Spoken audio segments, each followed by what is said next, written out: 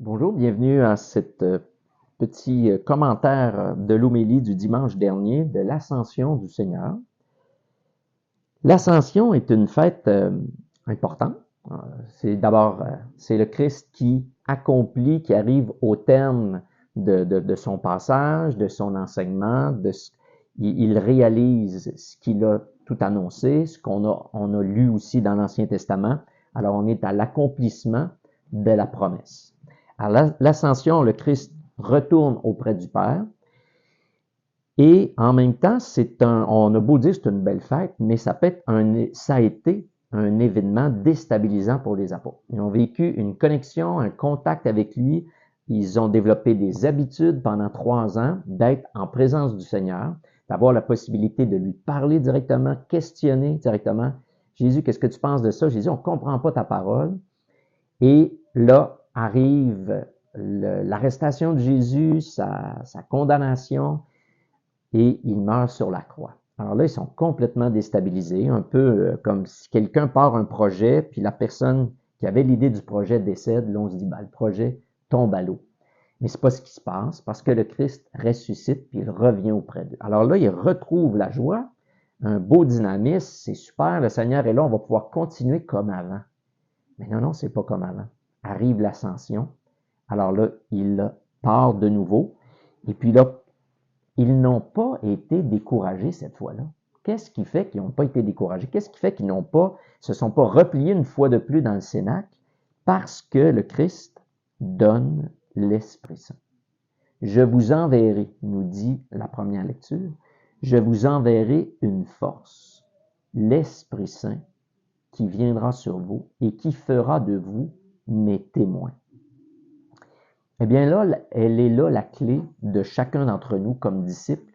Comment est-ce qu'on est capable de penser à quelque chose d'autre? Comment est-ce qu'on est capable d'une habitude à défaire cette habitude-là ou défaire quelque chose dans notre quotidien qui n'existe plus?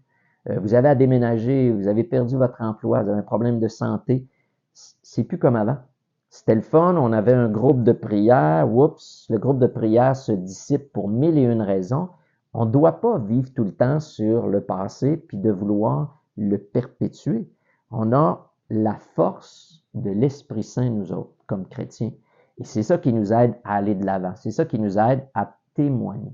Parce que lorsqu'on a la force de l'Esprit, là, on se met à témoigner que le Christ est agissant dans nos vies. On ne se met pas simplement à montrer qu'on est terre à terre, qu'on est juste on se fie juste aux événements humains. Dans notre société, les psychologues ont développé le terme de la résilience. La résilience est en quelque sorte un terme plutôt centré sur soi, où est-ce que moi, je suis résilient, je me remets en marche. Le chrétien n'est pas celui qui est résilient, est celui qui reçoit la force de l'Esprit Saint, parce que c'est pas seul qui va relever ce défi-là. Alors, c'est la grande différence avec la foi chrétienne ou avec quelqu'un qui ne le serait pas. Donc, on reçoit la force de l'Esprit Saint pour être capable de dépenser tout événement, toute habitude, toute chose qui nous décourage, qui est plus comme avant. À chaque fois que vous dites, ce sera plus comme avant, demandez l'Esprit. Seigneur, envoie-moi ton Esprit. Priez. Esprit Saint, viens en moi, donne-moi le courage d'aller plus loin et d'être témoin du Christ qui est la vie, le Dieu de la vie. Donc, va jaillir de nouveau une nouvelle dynamique. Mais à nous de la laisser passer et non pas d'être un obstacle. Parce que quand ça ne fonctionne pas comme on veut, parfois on devient des obstacles. On ne demande même pas à l'Esprit Saint, viens renouveler cette situation-là, que c'est pas ça que je voudrais qu'il se passe, mais c'est ça qui se passe, c'est ça la vraie réalité. Et l'Esprit Saint peut faire jaillir du nouveau, à nous d'être accueillants, de ne pas tenir mordicus à ce que c'était avant. Et qu'est-ce qui fait qu'on va voir si l'Esprit Saint nous guide?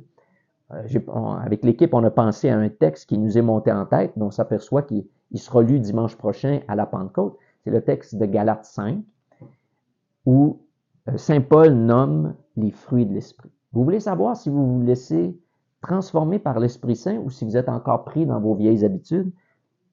Mettez à l'épreuve ces paroles-là. Voici les fruits de l'Esprit: amour, joie, paix, patience, bonté, bienveillance, fidélité, douceur et maîtrise de soi.